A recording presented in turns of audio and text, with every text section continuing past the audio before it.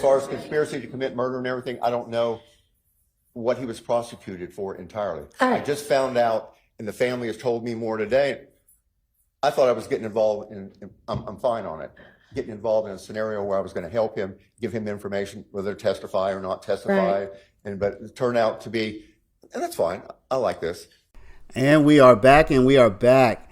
Thank everybody for support for the first video from today. We got lots of likes. Let's see if we can outdo those likes with this video, y'all. Go ahead and hit the like button. And of course, we do appreciate it. Now, this video is going to start off with Quindarius Zachary's attorney. Remember, that's Lil D from Cleveland, not to be confused with the Lil D that Woody birthed. That's going to be Lil D from Mechanicsville. So this is Lil D from Cleveland. He's in the hospital. He's very ill, and his attorney is out here fighting on his behalf. But now I want everybody to understand something. So y'all just take a moment and get actualized, get caught up to date on this, okay? Lil D is in the hospital. Lawyer Love says, I want him to come from the hospital directly to this courthouse. I don't want him going home. I don't want him going chill. I don't want him going to recuperate. I don't want him going to his grandmother's funeral. That was his attorney said his grandmother just died. Lawyer Love says, I want him to come to testify. Now, Lil D has already been convicted and sentenced to prison time for previous acts. He's already done his time. He's done his time, y'all. But Lawyer Love is compelling him to testify. So what you're going to see is his attorney's going to say, hold up now. If my client's going to testify, we need some kind of immunity deal. Think Woody. Remember they gave Woody that immunity?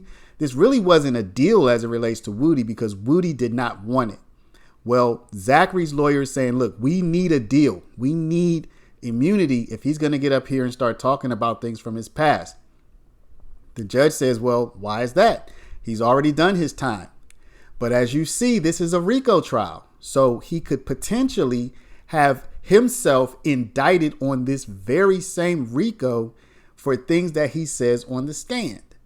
So what his lawyer is saying is, look, we want to get immunity before he gets up there and is compelled to testify. Also, his lawyer says, look, he's medicated. We want the judge to perform a test to see if he's even competent right now in his medicated state to testify. You're going to see his lawyer really fighting on his behalf. His lawyer is fighting on his behalf, and you're going to see that here. But I want to point one more thing out, y'all. And I know I'm talking a little bit more than normal, but y'all need this context. That is this. Lil D's attorney is fighting for Lil D. Lil D's attorney is not fighting for YSL. Lil D's attorney, his job is not to fight for Thug. It's not to fight for Shannon. It's not to fight for Yak Gotti. It's not to fight for the other defendants. So you might see some daylight between Lil D's best interest and the YSL defendant's best interest. We saw that with Woody, but Woody kind of walked the line and he didn't stray. He didn't throw the defendants under the bus. We saw that with Monk Tunk, or Monk Tunk, however it's supposed to be pronounced, where he kind of walked the line. He even ran the risk potentially, and we'll see in the future what happens. He even ran the risk of violating his plea deal. Monk Tunk talked more than Woody, I think, but he didn't throw anybody under the bus. We're going to see what happens with Lil D. And I'm simply making the note here that his interest, his attorney is fighting for his interest, not for the interest of YSL. So with that, y'all, again, like, comment, subscribe. First, we're going to go directly into Lil D's attorney. Then we're going to go to cross-examination, which is a little bit more lively, okay, for a former officer. Then we're going to go into a kind of an interesting woman who's a ballistics expert. I put the chat really big on that one. Y'all pay attention to the chat. Chat got hilarious there. And then cross-examination of her. So thank y'all for watching. Let's get into it. Okay. All right, Mr. Scheib, I know you had wanted to address the court, I believe, about something. Yes. So, yes, Bench conference. if you wanted to be, sure. This doesn't have to be with everybody. Well, yes, it does, as far as I'm concerned. We're not doing that again. Well, it's something personal. Okay? Personal about you? I've been doing this a long time. I've never had anybody accuse me of lying. I'm not gonna go over what happened yesterday, but I don't come to the court and lie. I understand somebody, I'm not gonna go over what he said I wasn't truthful about something, and at the doctors. I asked the doctor a question about my client's mental competency to take certain medication. I said, will it affect you? The doctor gave me an answer. Right. That was it. The phone was about 10 or 12 inches away from me, and I asked the question. And once I got that, and then I relayed it to the court. I understand somebody came in here and said, what I said wasn't accurate. I don't lie to the court. I've never lied to the court. So that's all I'm saying. Okay, I appreciate it. And so you're talking about when, and I don't know exactly who was on the conversation, but so the conversation was at your behest with Mr. Zachary's doctor, and I don't know if it was an ADA and an investigator, a body, and an investigator, and y'all were all on the phone together with the doctor. The phone was right here. The doctor was someplace else. My client was here. I was about 12 inches from the phone. And actually, so the doctor was on the phone, and the doctor was on the phone. Okay, and you and Mr. Abadi and the investigator were all talking with the doctor. Okay. That was a conversation when I came in. Okay. I understand. The ADA came in and said something different, indicated I was not being truthful. Okay. I don't lie to people. I don't believe that you do, and I appreciate that. And I didn't take it. I don't think he said anything as strong as, Mr. Scheib lied. I think it was just, that's not exactly what got said. And two people can hear the exact same words and take it two different ways anyway. But I appreciate that. Okay. So that being said, I talked to Zachary Okay. about 3 minutes ago. Okay. He's at the hospital. He's had low blood pressure and a blood scenario. They were going to release him today. They didn't. Okay. They're going to maybe release him in the morning. Okay. But he has to meet a criteria of blood pressure and blood problem. Okay. I don't know. So he may be released tomorrow. He may not. I've got 5 courts and 5 different jurisdictions tomorrow. So have you filed a conflict? Not with, well, all those are like trial calendars in cases 3 or 4 years old, trafficking and different things. This is, I'm an attorney for a witness. Right. I know. So I think they take precedent. I'm trying to get within. I would be happy to, given the circumstance of your particular client and the request that, he not be held anywhere and that he get this over as soon as he possibly can. I am happy to communicate with the courts if you'll let me know and see if they can. We'll see what we can do. I've been here all day, every day. Yeah, I know. Get it done. I know. I know everybody else does too. I know. What I was going to ask for under 601 is have a hearing to deal with his competency. I think it would be something short as to mental competency because he is on drugs. He is on Dilaudid, and so under 601, the court. Well, I don't know what he's going to be on when he gets released. Can't read without he's a painkiller. He's on Dilaudid. Okay, lots of people, and I don't mean to interrupt you, but lots of people can take and do take painkillers every day, and depending upon what it is and the amount and what have you, it treats their pain. It doesn't necessarily make them incompetent or unable to do things. So, if I am presented with something that makes me believe that there is an actual issue as to his competency, then certainly I can entertain that. But that can only be from him testifying, number one, to that issue. And the other issue, he doesn't recall, this is 10 years ago. Well, he may or may not, and he'll just have to say that on the stand. And then also we deal with scenario of immunity. We want transactional immunity. Well, that's something between you and the state. You can order him up there. I'm not arguing about that, but he's not going to testify unless he gets immunity because he was an unindicted co-conspirator in reference to this stuff, and he did prison time. Have you talked to the state about any of this? If I may, Mr. Shive has talked to me, and what he has said has nothing to do with concerns about a legal exposure. What he has said has to do with fear and not fear. It has to do with fear and his client's desire to not testify, period. You see, I didn't know until yesterday. Excuse me, can y'all mic up? Can y'all use the microphones? Yeah, just walk back to the podium. You'll only be 3 feet further away, and then they can hear. I'm sorry. It's okay. I didn't know until yesterday he was part of this 10 years ago. I did not know. He did prison time, but I didn't know that he was part of this. And as far as immunity, he could be brought in. I mean, as far as conspiracy, and if he gets up and testifies and said, hey, I was involved in this and involved in that, they could prosecute him. I didn't know that until yesterday he was involved in this scenario. Okay, I don't quite know what you mean by he was involved in this scenario, but He did time for some of these acts involved in this. well, he certainly can't be prosecuted for anything he's already done time for. I mean, that's double jeopardy. Well, And you're, I don't know if, as far as conspiracy to commit murder and everything, I don't know what he was prosecuted for entirely. All I right. just found out, and the family has told me more today. I thought I was getting involved in I'm fine on it, getting involved in a scenario where I was going to help him, give him information, whether testify or not testify. Right. But it turned out to be, and that's fine. I like this.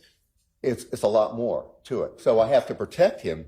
I understand. So, I mean, Judge, I don't have any problem doing that, but I just do want to make the record very clear for a couple of things. I don't believe that Mr. Shive has, and I don't think that the court entertained it, so it may be worth nothing, but the competency Mr. Shive doesn't have, I don't believe, maybe I'm wrong, standing to assert regarding competency, a hearing regarding competency as far as this person as a witness. But second, given I don't know what all Mr. Shive knew, but given the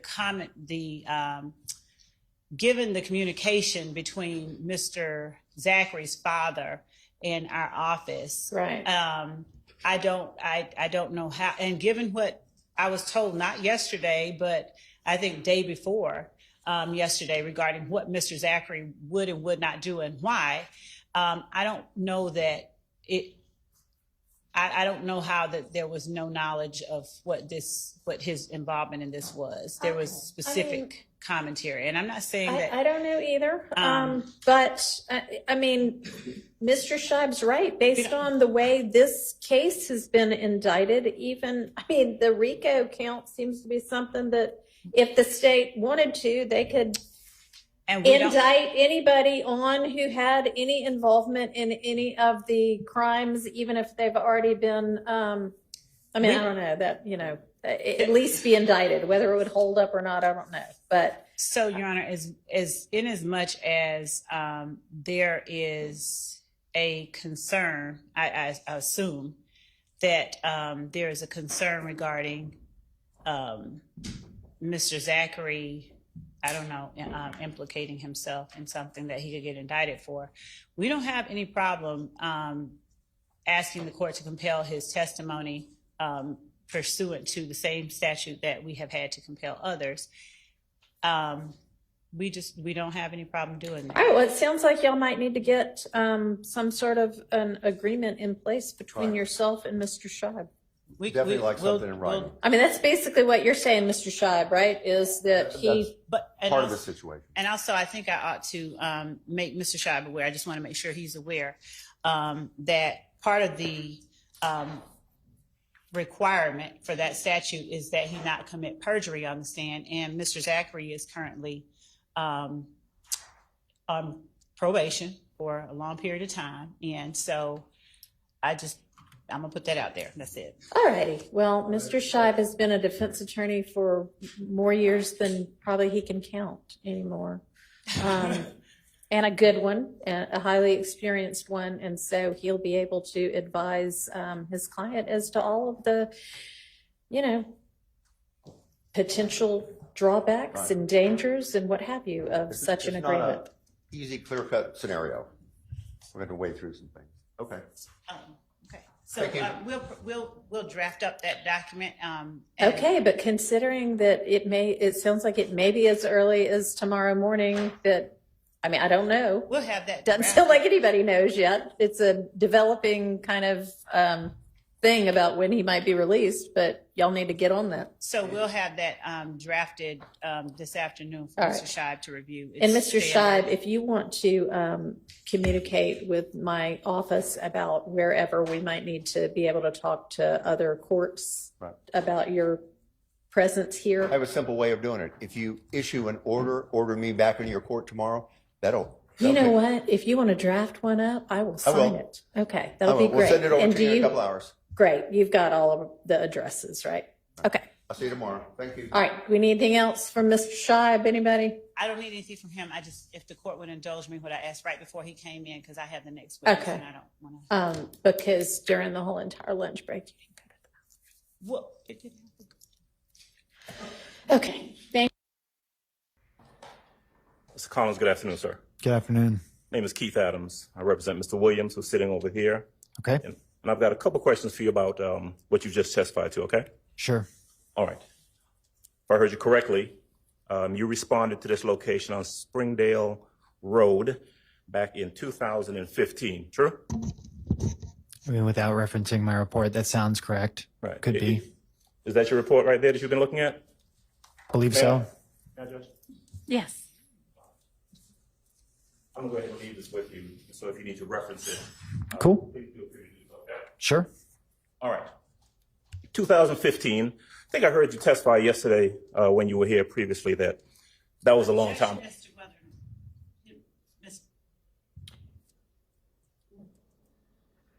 A belief about what Mr. Adams. All right. I think it's just trying to call the witness's attention back. So I'll permit that. And if that's not correct, then please correct that in your answer. Did you testify previously, when you were here previously, that was about 9 years ago? That was a long time ago. Yes. It is fair to say that you don't have a clear, independent recollection of everything that happened in that investigation from 9 years ago. Sure. Almost no one would. Right. And because it was a long time ago and you need to refresh your recollection by looking at your report. True? Okay. Which Yes. is what you've been doing. Yes. Okay. You testified a little while ago about going to apartment P3 or unit P3. Remember that? Okay. Yes. And your testimony was that when you went to apartment P3, it was unoccupied. There was no one there. Correct. That is not the first place that you went to. You'd gone to other units first before you got to P3, correct? That's the order I have it written down. I mean, sure. Okay. Does that sound about right? I mean, the way I kept it organized in my report, I just went 1, 2, 3, and 4. If you were to put a GPS tracker on me, I may have moved differently. I don't know. You just don't really know for sure. We're talking about something that happened 9 years ago at 1 a.m. Right. Yeah. And of course, but we're relying upon your best memory, your best recollection from 9 years ago. True? Yeah. That's And just to be clear, I heard you mention, or you were referenced to, I guess, badge numbers, 4380 and 6161. Remember that? yeah. Those are radio numbers, not a badge number. Okay, but those radio numbers are assigned to specific investigators. Yes, but they're probably assigned to somebody else now. Right. It just changes. Back then, it was Bacon and Curry, correct? Correct. And at some point, they arrived on the scene. Correct. Would they have arrived as a result of you calling for them? Probably notifying the GI. So typically you would radio to notify a general investigator, and you would try and raise like either the general investigator would raise a gangs unit, or sometimes the lieutenant would request it. She might have done it as well. Okay. You just don't know for sure. Could have been you, could have been someone else. Sure, but it was done on scene, yeah. And although P3 was unoccupied when you got there, at some point, this woman by the name of Miss Smith showed up, correct? Correct. Now, who got there first? Was it Miss Smith or was it Curry and or Bacon? I mean, I'm not sure. From the way it's written, it sounds like the investigators were on scene before she arrived. Okay. And so if the investigators, Curry and Bacon, are on scene before she arrives, Okay. right, they had conversations with her, right? Objection, Your Honor, as No. to vagueness about they had conversations with her if she was on scene. Overruled. Okay. Isn't that true? Isn't that what you put in your report? That she spoke, Ms. Smith spoke to 4380 and 6161. Yeah, I wrote that she spoke to them in the report. And so do you have an independent recollection of you actually taking a statement from her before she spoke to those other two officers? I remember speaking to a woman there. I remember her making statements and what this was about. And then I remember alerting the detectives and saying, you should probably speak to this lady who just showed up on scene. I do remember that. So even though they came there before she got there, according to what you just testified, you spoke to her first and then she spoke to them? Your Honor, objection, just asked and just answered. Asked and answered, sustained. Is it fair to say that you never interacted with anyone that night named Kel? Is it fair to say I never interacted with somebody named Kel? Yeah. Yes, from the way it's written, I did not. You didn't see anyone named Kel, right? I mean, no. If you had, you would have put that in your report. I would have put what I did put in there, which was that there was somebody seen like running to a vehicle in surveillance footage. But I mean, You didn't speak to anyone named I didn't Kel that speak night. to anybody named Kel. That's correct. All right. Let me ask you something. Officer Collins, who did you end up arresting anyone for shooting at any of these units that night? No.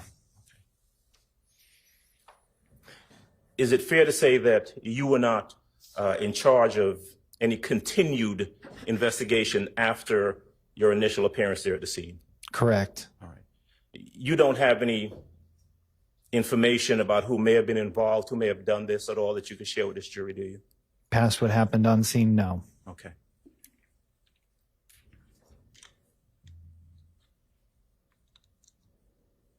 All right. Ms. Collins, that's all I have. Thank you. Thank you. All right, anybody else? Okay, any redirect? No, Your Honor. All right, thank you for your time. You're released, excused. Released. Yes. Call your next witness. Released. Release. Thank you. Your Honor, the state calls Vanna Kelly to the stand. Okay.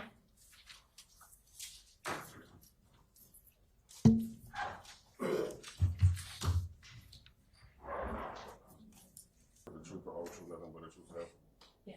Maybe see, can you state your first and last name and spell them both, please? Vanna Kelly, VANNA KELLEY. And good afternoon, sir. How are you? Good afternoon. Good. God bless you. Where are you employed? I am employed with the ATF, which is the Bureau of Alcohol, Tobacco, Firearms, and Explosives. And how long have you been with the ATF? I've been there for 4 years. It'll be 5 years in January. Prior to working with the ATF, where did you work? Before I went to the ATF, I was employed with the Georgia Bureau of Investigation, which is the GBI. And can you please tell the jurors what were your job duties and responsibilities when you worked for the Georgia Bureau of Investigation? At the GBI, I was a firearms examiner. And as a firearms examiner, I did the discipline of forensic science called firearms identification. And firearms identification is looking at ammunition components such as bullets and cartridge cases to try to determine if they were fired from a particular firearm or not fired from a particular firearm, or if I don't have a firearm, then I can also look at those ammunition components to each other to determine if they came from same or different sources. And can you tell the jury about your education and training in firearms and tool mark analysis? Once I started training at the GBI as a firearms examiner, I underwent their 1-year training program. During that time, it included studying things such as the history of firearms, doing microscopic analysis, learning about serial number restorations, which is restoring numbers on a firearm if they've tried to be removed. Also, I did training and casework in muzzle to target distance determination, which is trying to determine the distance between the firearm and the object or the person that was shot. And also, I would have been trained in, I think it said microscopic analysis, which is using the microscope to make those comparisons of the ammunition components. And then also additionally, when I went to the ATF, they had an additional method for serial number restoration that I was trained in. And also I started training and completed my training at the ATF in what's called tool mark examination. So tool mark examination is just basically all the other tools, your screwdrivers, hammers, wire cutters, and trying to determine if those tools were used to, cut wires or, doing comparison with those type of tools. And have you ever been qualified to testify as an expert in firearms and tool mark examination? Yes, I have. When? Or how many times, excuse me? I think I'm close to 100 times now. Your Honor, this time the state would like to tender Ms. Vanna Kelly as an expert in firearms and tool mark identification. All right. She is so qualified and may testify as such. Thank you. If you can tell the jurors briefly about what is a firearm. So the definition of a firearm is the assembly of a barrel in an action that expels a projectile by means of combustion. So really what you should be thinking of in terms of, the word firearm, you're probably thinking, pistols, revolvers, rifles, shotguns. Those are your main types of firearms. And tell the jury briefly about the parts of a firearm. So for a pistol example, the top portion that would move back and forth is your slide. And then the slide is attached to the frame of the firearm. And then you have, some internal components such as the firing pin. The firing pin is what comes out and basically causes that combustion reaction that I talked about.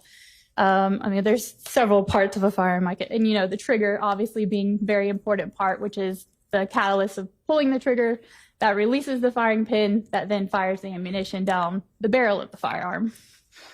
And then what is a cartridge? May I use my demonstrative aid? Can she use her demonstrative aid? Yes. Yes. Okay. So this is a large scale, they're not this large, a plastic model of what a cartridge is.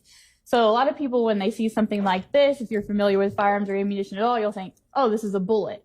But when I refer to this, it would be a cartridge, meaning that it's unfired. So then the cartridge is made up of the cartridge case, which if I use the term cartridge case, that means that it has been fired. And the bullet, which is the projectile. So the cartridge, when it's fired, those two things will separate. The bullet will go down the barrel of the firearm, and the cartridge case will move rearward, and then in sometimes firearms will also be ejected. So you have the cartridge case, which has the primer here on the head of the cartridge case, and that's where the firing pin will strike the primer, which ignites the gunpowder inside of the cartridge case. And as that gunpowder causes the pressures to build up inside the case, that's what pushes the bullet down the barrel of the firearm.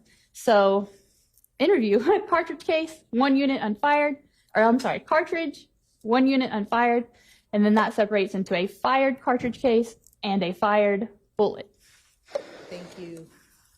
Now, when you receive firearms to be tested, please tell the jurors about the process used to test firearm evidence, specifically shell casings and projectile, or cartridge cases and projectiles. So the process can, differ based on the type of evidence that I have.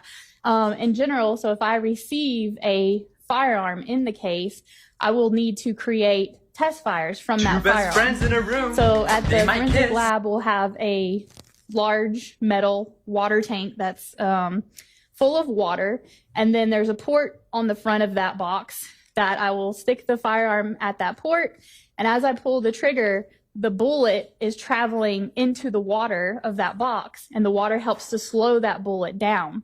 So after I'm done test firing, I can collect the bullets from the water tank. So now I have samples that are known to have come from that firearm I just shot. And also at the same time I'm shooting it, it's ejecting, or otherwise I can collect the cartridge cases as well. So I can take my firearm, test fire it, and then have known samples of the cartridge case and the bullet from that gun. And also then I can follow through with, looking on my microscope at 2 cartridge cases side by side, or 2 bullets side by side, to try to make a determination on whether they were fired from that gun or a different gun, or the same gun, maybe a second gun. Kelly, good afternoon, ma'am. Good afternoon. Good to see you again. You and I have met before, is that right? You said, but I'm sorry, I don't recall. I'm not memorable over in DeKalb County. I have testified in DeKalb County, but I try not to remember. It's not just me. All right, so I've got just a few questions for you, if you don't mind. So I heard you testify about everything that you've got in front of you, and you made reference to reports and peer reviewing.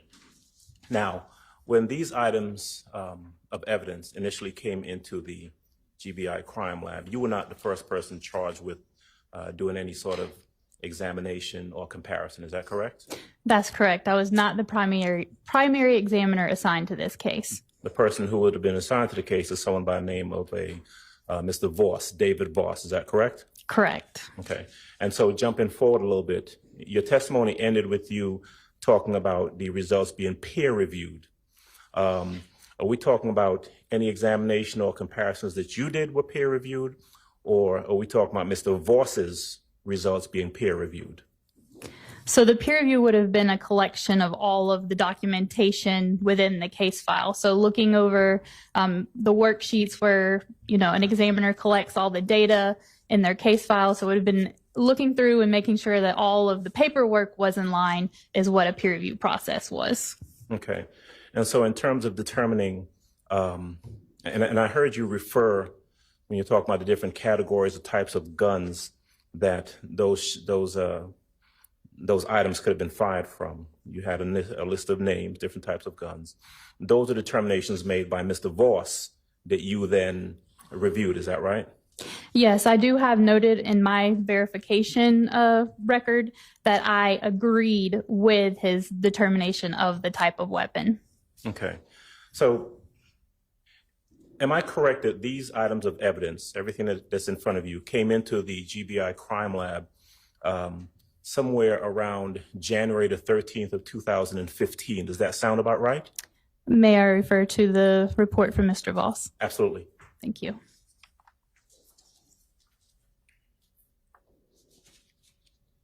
Would you like for me to read the dates specifically off the report? Oh, if it helps to refresh your recollection by looking at the report as to what date those items of evidence came in, that's all I'm looking for. So there was a submission on January 13th of 2015 from Atlanta Police Department. There was submission on January 15th, 2015, January 20th, 2015, and January 13th, 2015, according to the report issued. Okay. And customarily, when these submissions come in to the GBI crime lab, they come in from a particular agency. In this case, it would have been the Atlanta Police Department, correct? The Atlanta Police Department, and I believe earlier there was also evidence from the Fulton County Medical Examiner as well. Okay. It would have been on the same case, though. True? There are several cases represented. We have mainly been talking about one, but I did also mention a firearm from a second gun that I also compared.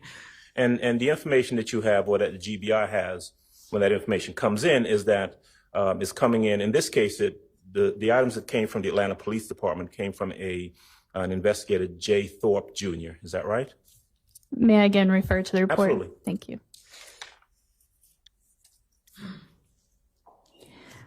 J. Thorpe Jr. is listed on the report by Mr. Voss as the requester. And as these items came in, it made reference to case individuals, and specifically it made reference to a victim, the victim's name being Donovan Thomas. Is that right? The name Donovan Thomas is listed as a victim on the GBI report issued by David Voss. And that information, the case individuals, information submitted by Investigator Thorpe also has 2 subject names, correct? Yes, it does. One is Quintez Griffin. Correct. And the other one is Kenneth Copeland. Correct. And those are the subjects listed on the request for evidence examination or testing that was submitted by J. Thorpe Jr. back in January of 2015. I don't know when those names would have been applied, but it is true that the report does list those individuals and that J. Thorpe was the requester. All right. Ms. Kelly, that's all I've got for you. Thank you. Thank you. Mr. Sharp?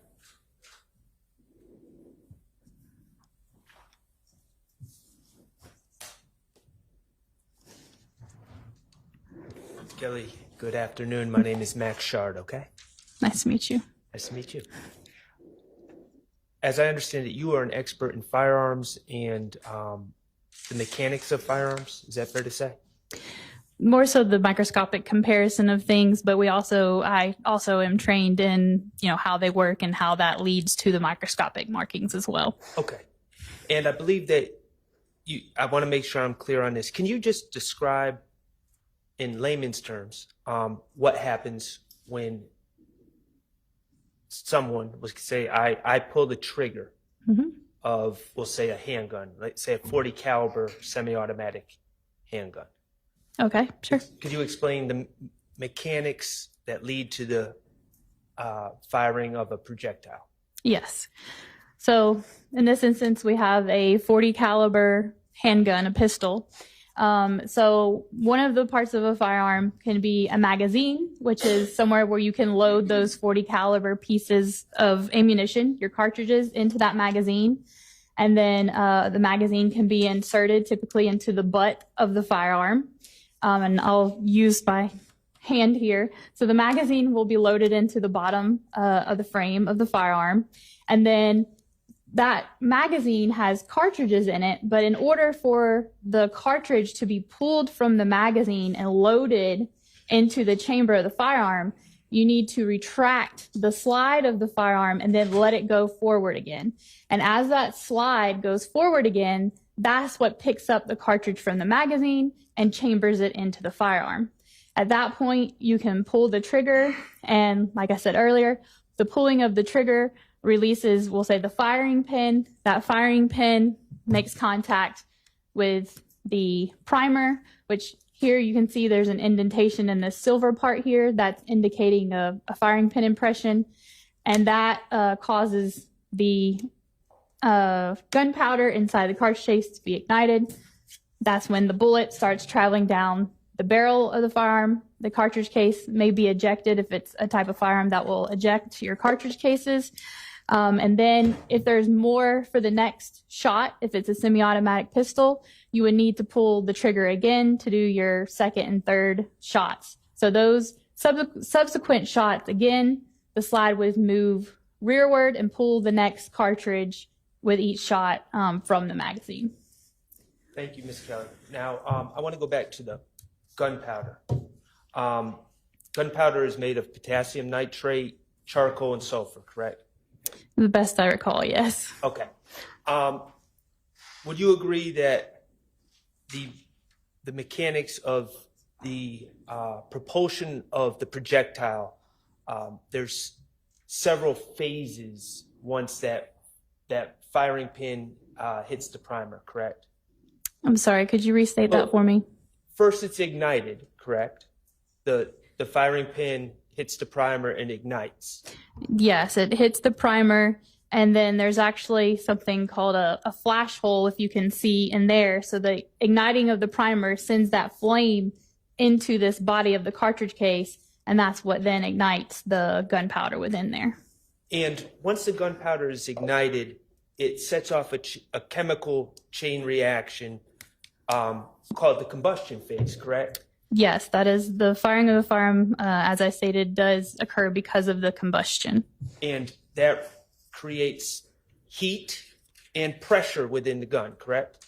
Yes, and within the cartridge case specifically, because that's the pressure that's causing that bullet to be pushed out of the mouth of the cartridge case. Okay, and what causes the bullet to be pushed out, have you ever heard the term release phase? Release phase? Yes. No, I don't think so. Well, let me ask you this. During the combustion phase, when we have these gases and heat and pressure, that pressure pushes the projectile forward, correct? Yes, it's a equal and opposite reaction that's occurring. The bullet is being pushed forward out the end of the barrel, and the cartridge case is being pushed rearward towards the back of the slide of the firearm. And this pressure and combustion is also released from the gun through soot and other particles that leave the gun, correct? Yes, so the gunpowder, you could see, a plume, or sometimes, the smoke or the fire that comes from that cycle happening. The gunpowder particles could also exit out of the end of the barrel as well. Okay, so the gunshot residue, we'll call it. Is that fair to say, gunshot residue? Or yes. soot? Okay, it releases through the ejection port of a handgun, correct? It could be released through that area as well. Okay, and the ejection port of the handgun is on the top side of the barrel of the handgun, correct?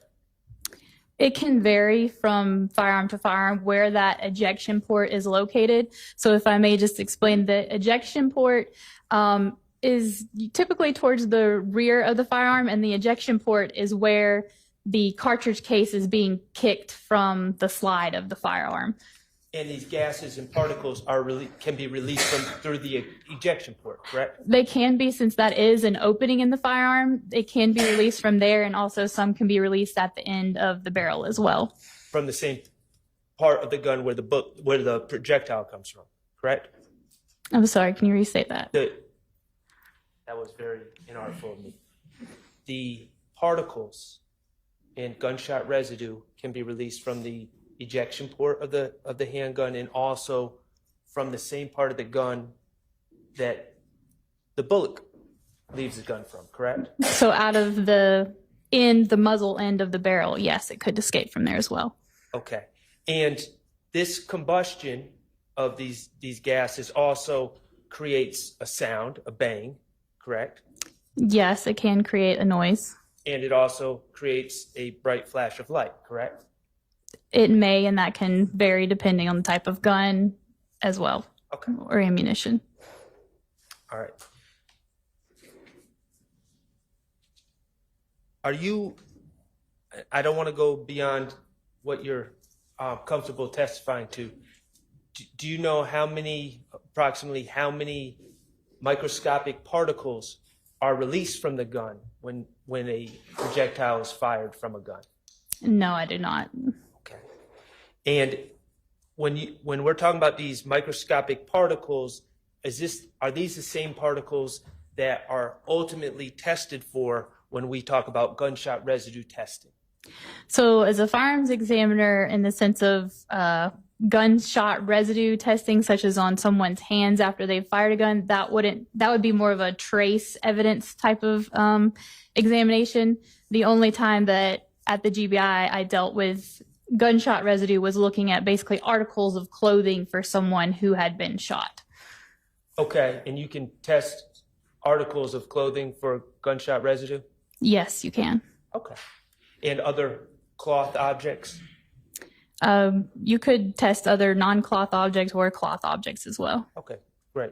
And what you're testing for is microscopic particles that contain three specific elements within the same molten particle, correct? No, as a firearms examiner, we don't look at those elements. That would be more of a trace scientist. Ours is based on visual and chemical testing to determine if things consistent with gunshot residue are present. Oh, I see. So when you were talking about testing for gunshot residue. You were just talking about trying to find it, not identifying.